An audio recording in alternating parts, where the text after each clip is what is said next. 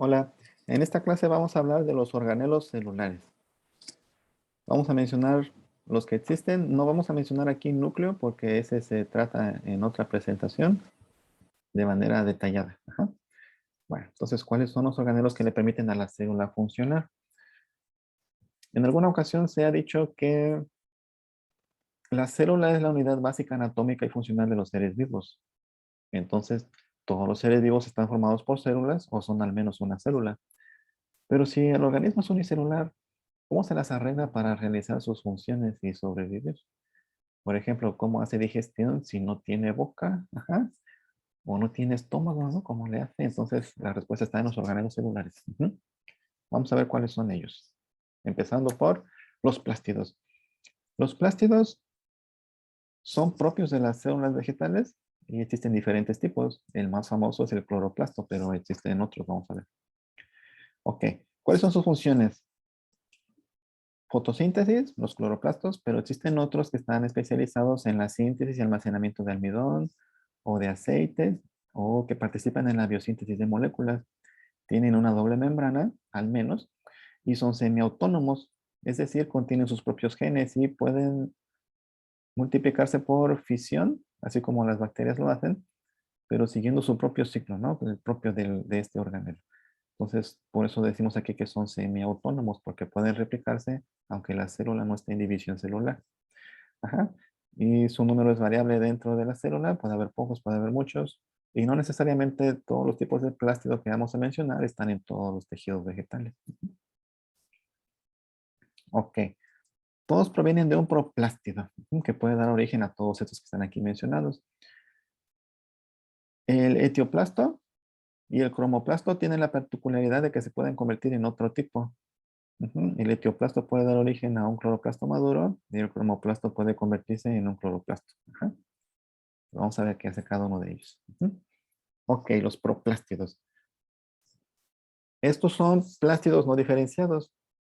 Están presentes especialmente en los meristelos, pues porque como ahí se está dando el crecimiento continuo para que crezca la planta, pues tienen que estar presentes para que se diferencien en los plástidos que se van a necesitar cuando se vaya desarrollando la planta en sus órganos. Ajá.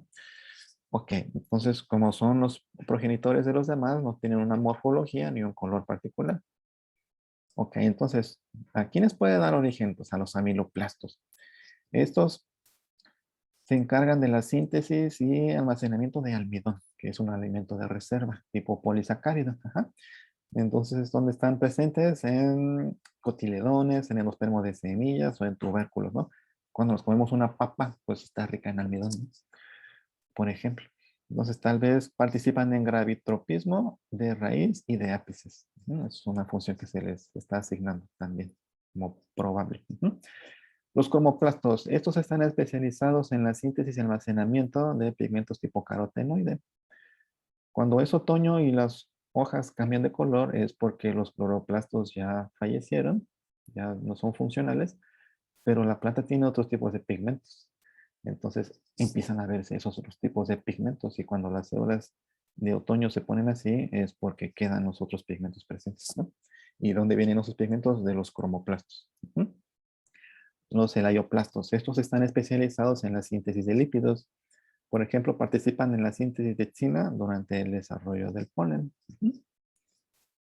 Los etioplastos, estos son progenitores de los cloroplastos. Se forman en plantas que crecen en oscuridad persistente y pueden diferenciarse rápidamente en cloroplastos cuando la luz alcanza finalmente esos tejidos donde se encuentran. ¿Cómo podría pasar eso? Bueno, imaginemos que una semilla germina en el suelo de un bosque y que está cubierta de hojas. No hay mucha hojarasca y no alcanza a llegar la luz a esa planta que está recién germinando. Entonces no va a tener cloroplastos, va a tener etioplastos. Y si el viento elimina las hojas o algún animal las quita y le empieza a dar la luz a ese primordio, a esa planta recién germinada, pues ahora se va a poder desarrollar sus etioplastos en cloroplastos. Ajá. Pues no sé si les ha tocado ver una planta en esas condiciones, se ve hasta diferente, no se ve rara. Ajá. Y después se pone verde. Ok. Los gerontoplastos, estos son cloroplastos ya viejitos o senescentes. Ajá. Y se caracterizan porque ya no tienen el sistema de membrana tilacoidal y ya no tienen clorofila, entonces ya no son funcionales, ¿no? Ya son cloroplastos viejitos y se les llama así gerontoplastos. También están los leucoplastos. Son plástidos incolor presentes en tejidos no fotosintéticos, como puede ser el endospermo, en tubérculos, en raíces y en órganos que almacenan lípidos. En esta categoría se suele incluir a los amiloplastos y a los elaioplastos. Los cloroplastos son los más famosos de los plástidos porque en ellos sucede la reacción de la fotosíntesis. Entonces, la fotosíntesis tiene la particularidad y lo que le hace tan importante para los ecosistemas de que es el puente entre el mundo inorgánico y el mundo orgánico, hablando de ciclos biogeoquímicos, porque se parte de moléculas inorgánicas, vean la ecuación de la fotosíntesis, se parte de CO2 y agua, se genera oxígeno, pero moléculas tipo azúcar también. Entonces, de algo inorgánico pasamos a algo orgánico y de ahí se alimentan los demás seres vivos en la cadena trófica, ¿no? Entonces, por eso son importantes los cloroplastos hablando de ciclos biogeoquímicos. Ajá. Y bueno, entonces, ¿por qué pueden hacer fotosíntesis? Porque tienen los pigmentos llamados clorofilas. Ajá. Y tienen esta estructura. Tienen una membrana externa, una membrana interna y tienen la membrana que forma los tilacoides. Ajá. Entonces tienen tres membranas y tres compartimentos. El espacio intermembrana, el estroma y el lumen del tilacoide. Ajá. Y si lo quieren ver en otra figurita más detallado, pues aquí está, ¿no? Entonces nos vamos a entrar aquí a hablar de qué sucede en cada uno de estos subcompartimentos, pero sí se aborda eso cuando se habla de bioquímica, ¿no? Por ejemplo. Entonces, pero aquí no nos vamos a meter en ese detalle. Solo nos vamos a quedar con lo que hemos dicho y en esta caricatura queda muy claro, ¿no? Que los tilacoides se comunican entre sí a través de lamelas y entonces el espacio dentro de los tilacoides se llama el lumen del tilacoide. Ajá. Y todos estos tilacoides apilados se llaman grana, ¿no? El grana de los cloroplastos. Ujú. Bueno, entonces, por microscopía electrónica así se puede ver un cloroplasto. Aquí están los tilacoides, ¿no? Pero también se han detectado otras estructuras que se llaman plastoglóbulos. Entonces, ¿qué son estos plastoglóbulos? En esta caricatura se nos muestra que son parte del tilacoide y aquí se postula que se da el almacenamiento de lípidos que va a necesitar el cloroplasto para funcionar. Ujú. Y también puede tener que ver con el metabolismo de carotenoides y, por ejemplo, de tocóferol. Ajá.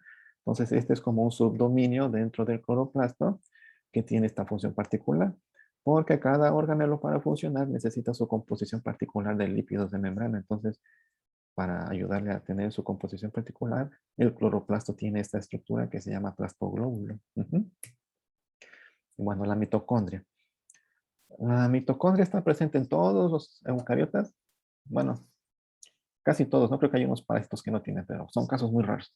Entonces, las mitocondrias. ¿Por qué son importantes las mitocondrias? Bueno, porque aquí se da la oxidación completa de las moléculas orgánicas que se produjeron, por ejemplo, por fotosíntesis, moléculas tipo azúcar. Ajá. Entonces, la mitocondria también tiene una doble membrana, tiene una membrana externa y la membrana interna que se pliega sobre sí misma y forma estas crestas, ¿no? Así se les llama. Ajá. Entonces, este corte de esta mitocondria, pues, por fuera está el citosol, luego viene la primera membrana, luego viene el espacio intermembrana y luego la membrana interna que se pliega formando crestas, ¿no? Que es esta. Ajá. Ok, entonces algunos autores a este espacio le llaman el lado citosólico porque es relativamente permeable a ciertas sustancias, pero la membrana interna ya es completamente impermeable, incluso a los iones, ¿no? Y se vale de eso para generar gradientes y generar ATP en el metabolismo oxidativo. Entonces, tampoco nos vamos a meter aquí en detalles de cómo funciona la mitocondria porque eso se ve más específicamente en bioquímica, pero es importante, ¿no? Saber, repasar que aquí se obtiene la energía metabólica para generar ATP. Si un organismo tiene mitocondrias y hace metabolismo aerobio, va a generar alrededor de 32 moléculas de ATP por molécula de azúcar oxidada. Y si no tuviéramos mitocondria, nada más se generarían dos. Si consideráramos solamente la glucólisis, entonces pues las mitocondrias son en realidad una fuente de energía muy grande para la célula. Y por eso son muy abundantes las mitocondrias en tejido muscular, donde se necesita energía para la contracción. Entonces esa es la particularidad de la mitocondria. Y también se puede dividir de manera independiente a la célula. Entonces, pues aquí está una visión en caricatura de estos dos organelos, del cloroplasto y la mitocondria. Entonces, los dos pueden generar ATP. El ATP que se genera por la mitocondria se utiliza para procesos diversos. Por ejemplo, la contracción muscular que dijimos, pero también se puede utilizar para el transporte vesicular o por alguna reacción química que necesite una enzima. Para todas las funciones que necesiten energía en forma de ATP, de ahí va a venir, ¿no? De la mitocondria. Y el ATP que se genera en el cloroplasto se utiliza para fijar carbono. Ajá. Es una diferencia interesante, ¿no? Pero también puede generar ATP. Ajá. Y el cloroplasto, los azúcares que genera aquí, pues los metaboliza acá, ¿no? Por eso son autótrofas las plantas. Ajá. Ok. El retículo endoplásmico. El retículo en particular puede ser visto como algo muy sencillo, ¿no? Dentro de la célula. En el pasado se nos hablaba de él como que había nada más de dos tipos, el liso y el rugoso, que el liso participa en el metabolismo de algunos lípidos y en procesos de desintoxicación de algunas sustancias, ¿no? Y que el retículo endoplasmático rugoso se llama así porque tiene ribosomas unidos a él, ¿no? Y la síntesis de proteínas genera o provoca que la proteína entre directamente en el lumen del retículo, ¿no? Entonces, por eso están unidos aquí, porque la traducción genera la proteína que entra directamente a este compartimento y no está nunca en contacto con el citoplasma. ¿Ah? Ok, entonces, en esta figura que está tomada del libro del autor Buchanan, nos mencionan allí estos autores que tiene más funciones, ¿no? El retículo endoplásmico también puede ser partes del retículo pueden ser utilizadas para almacenamiento de grasas, como este oil body que está aquí. El retículo también puede tener compartimentos para el almacenamiento de calcio, o sea, una parte del retículo como que se va engrosando y se acumula calcio, y entonces cuando eso pasa se llama retículo sarcoplásmico. Pero el retículo puede interaccionar con otros organelos.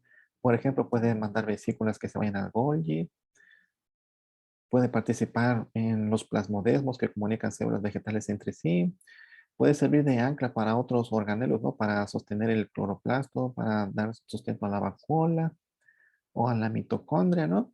El retículo, prolongaciones del retículo se convierten en la doble membrana del núcleo, como se puede ver aquí. Entonces, en realidad tiene varias funciones.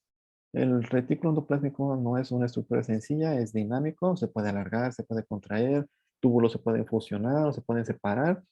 Entonces, esta estructura aparentemente sencilla no lo es tanto, ¿no? Es de los organelos más dinámicos que tiene la célula y pues tiene todas estas funciones. Entonces, aquí cada número quiere decir algún papel fisiológico o intracelular en el que participan las prolongaciones del retículo endoplásmico. Ujú. Y aquí se las dejo para que las vean con detenimiento. Ajá. Ok, la vacuola. La vacuola está delimitada por una membrana de tonoplasto. Ajá. Entonces promueve la expansión de la célula, o sea, le da turgencia para que la célula esté erecta. Ajá. Y puede ser sitio para almacenamiento de algunos iones como sodio, potasio, calcio y estos que están aquí mencionados, ¿no? También puede ser sitio de almacenamiento de aminoácidos, de ácidos orgánicos, azúcares y proteínas. Pero no solamente tiene esa función, también participa en la digestión. En la vacuola hay hidrolasas ácidas. ¿Qué quiere decir eso? Enzimas que funcionan en pH ácido, porque el pH de este organelo es de alrededor de 5 a 5.5. Ese es el pH promedio que tiene la vacuola. Y el citoplasma tiene un pH cercano a 7. Entonces la diferencia es muy grande, ¿no? Porque la escala es logarítmica. Entonces, por eso este compartimento tiene esa función particular y las enzimas que contiene funcionan solamente en ese pH. Entonces tiene proteasas, nucleasas, glicosidasas y lipasas, que quiere decir enzimas que degradan proteínas, ácidos nucleicos, moléculas tipo azúcar y lípidos. Entonces por eso puede hacer una digestión una célula, ¿no? Porque no tiene estómago, pero tiene vacuola, hablando de los vegetales. Ajá. Y bueno, pero también puede participar en otras funciones como en la defensa contra patógenos y herbívoros. A ver, en la vacuna puede haber compuestos fenólicos tipo alcaloide, glucósidos cianogénicos que son inhibidores de proteasas. Puede haber enzimas degradadoras de pared celular como la quitinasa y la glucanasa. Puede haber saponinas que son agentes antifúngicos y antibacterianos. Y también tiene que ver con la generación de látex, ¿no? Emulsiones que obstruyen heridas hechas por polímeros hidrofóbicos, ¿no? De eso está hecho el látex, que posee propiedades insecticidas y fungicidas y que además sirve como agente antiherbivoria, ¿no? Entonces, no sé si han visto que hay plantas que las corta uno y le sale una sustancia lechosa, pues eso es, ¿no? Un mecanismo de defensa. Ujú. Entonces, la vacuola también participa en el secuestramiento de compuestos tóxicos. Entonces, ¿cómo le hace una planta para defenderse de un contaminante si no se puede desplazar, ¿no? Si un animal se encuentra con algo peligroso, pues simplemente se va. Pero la planta no puede hacer esto. Entonces, ¿cómo le hace? Pues si ya absorbe algún contaminante, algún xenobiótico, lo puede mandar a la vacuola y ahí ya lo tiene secuestrado para que no interfiera con sus procesos celulares. También tienen que ver las vacuolas con la pigmentación. Algunas contienen antocianina, entonces las flores con pétalos coloridos, así como frutos vistosos, atraen polinizadores y favorecen la zoocoria, ¿no? O sea, la zoocoria es la dispersión de semillas por la acción de los animales. Entonces, si tenemos pigmentos adecuados, pues son llamativos, ¿no? Entonces también participan las vacuolas en eso. Y algunas vacuolas de hojas tienen pigmentos que ayudan a repeler la luz ultravioleta y la luz visible, evitando así problemas de estrés oxidativo para la fotosíntesis, ¿no? Entonces son muy diversas en funciones, no solamente es una. Ajá. Y bueno, entonces en animales su equivalente sería el lisosoma. Ujú. Ahí es donde se da la digestión. Es de membrana sencilla, o sea, no es bicapa, y contiene enzimas degradativas. Ujú. Entonces, hay proteínas que después de ser sintetizadas en el ribosoma migran al aparato de Golgi, donde son modificadas posttraduccionalmente, porque dijimos que eso pasa en el Golgi, no se da modificación de proteínas. Ahorita vamos a ver. Ujú. Y entonces se les pueden agregar, por ejemplo, residuos tipo azúcar, ¿no?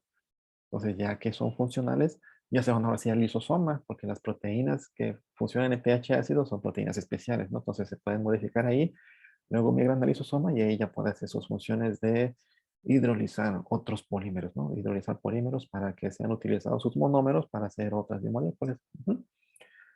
Entonces también tiene que ver con la degradación de endosomas y de fagosomas. Ajá. Cuando una célula se alimenta fagocitando, ¿cómo digiere eso que fagocitó? En un lisosoma. Ujú. Y bueno, existe la pregunta de cómo puede coexistir este organelo dentro de las células si es ácido, ¿no? Y tiene enzimas que degradan. Bueno, la cubierta de la membrana del lisosoma tiene unos polisacáridos especiales que evitan que la acidez degrade ese compartimento.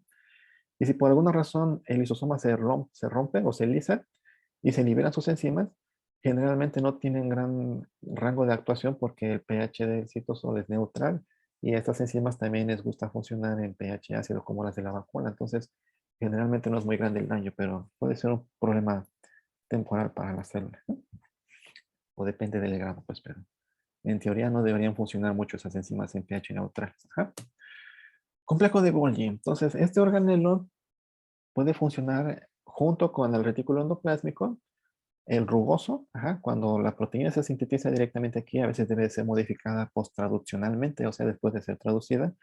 Puede ser que necesite que se le agregue algún residuo tipo azúcar, por ejemplo, y eso le va a pasar aquí en el Golgi. El Golgi procesa proteínas y después las envía a su sitio de destino en vesículas. Ujú. Entonces tiene una direccionalidad. Por un lado recibe endosomas y ya que los recibe, los procesa y después los saca por otra parte de él, ¿no? O sea, tiene una direccionalidad, tiene un sitio, un flujo de tránsito. Y entonces las proteínas se van a donde necesiten, ¿no? Por ejemplo, si la proteína que procesó va a ser de membrana, la vesícula migra a membrana y allí se expone la proteína en la superficie celular, ¿no? Entonces, este suele ubicarse cerca del centro de la célula y adyacente al núcleo y también al centrosoma, que es de donde se originan los microtúbulos, ¿no? Entonces, este organelo es para modificar proteínas para que sean completamente funcionales. Ajá. El peroxisoma. Este está delimitado por una membrana sencilla y sufrimos la presencia de catalasa, una enzima que convierte el peróxido de hidrógeno en agua, ¿no? Para que ya no sea contaminado, ya no sea una sustancia reactiva. Ajá. Entonces aquí está. Este es un peroxisoma y aquí todo esto representa la catalasa, ¿no? Este en particular tiene mucho de esa enzima. Ujú. Los peroxisomas también participan en la fotorrespiración. La fotorrespiración, algunos consideran que es un mecanismo de desperdicio de energía metabólica en la célula, porque en la fotosíntesis se fija CO2 y se libera oxígeno, pero en la fotorrespiración pasa lo opuesto, se consume oxígeno y no hay fijación de CO2. Entonces, ¿por qué pasa eso? Pues es una pregunta interesante que hacer, pero creo que no se sabe muy bien todavía por qué pasa la fotorrespiración, pero sucede y entonces por eso aquí este peroxisoma está junto a este cloroplasto, ¿no? Ok. Y se ha visto que en algunas plantas leguminosas que pueden nodular, el peroxisoma participa en la fijación del nitrógeno. Ajá, entonces son organelos también importantes. Hay un tipo particular de peroxisoma que se llama glioxisoma, y este participa en la movilización de lípidos en la germinación de semillas de oleaginosas, y también participa en la degradación y reciclamiento de la membrana en la senescencia. Entonces en esta caricaturita nos ponen aquí una semilla que está germinando, y nos dice que aquí están unos cuerpos de aceite y aquí está el glioxisoma que está participando en la movilización de esto, ¿no? Para que se utilicen como fuente de energía, ¿no? Entonces son interesantes también estos organelos. Y bueno, en las caricaturas de los libros nos ponen a veces en color, ¿no? Para que podamos distinguir cada compartimento, pero si pudiéramos ver un tejido directamente por microscopía electrónica de transmisión, así se vería, ¿no? Entonces, pues para el ojo entrenado, esto es un complejo de Golgi, como dice aquí, ¿no? Este es un lisosoma, así se ven. Ajá. El retículo endoplástico que puede tener diferentes presentaciones, ¿no? La mitocondria, así se ve. Y aquí hay ribosomas libres, ¿no? Estos puntitos, ¿no? Entonces, esta es otra caricatura de lo mismo. Y lo interesante de esto es que si uno se pone a pensar, ¿cómo sabe la célula qué organelo tiene que interaccionar con cuál? ¿O qué proteína tiene que hacer una función con qué otra? Por ejemplo, cómo se forma el complejo encima del sustrato. Pues todo eso son por interacciones electrostáticas dentro de la célula, ¿no? Entonces, para la célula, la química es un lenguaje, ajá. Y pues es muy interesante, ¿no? Nosotros los podemos así diferenciar y estudiar por separado, pero no hay que olvidar que todos esos trabajan juntos al mismo tiempo. La célula es una estructura muy dinámica y delimitadas por su membrana celular, pues encierran el secreto de la vida, ¿no? No se sabe muy bien qué es la vida, no hay definición universal. Si quieren pueden buscar y van a ver que es interesante encontrar una definición que abarque a todos los seres vivos. Pero eso puede ser tema de otra presentación, ¿no?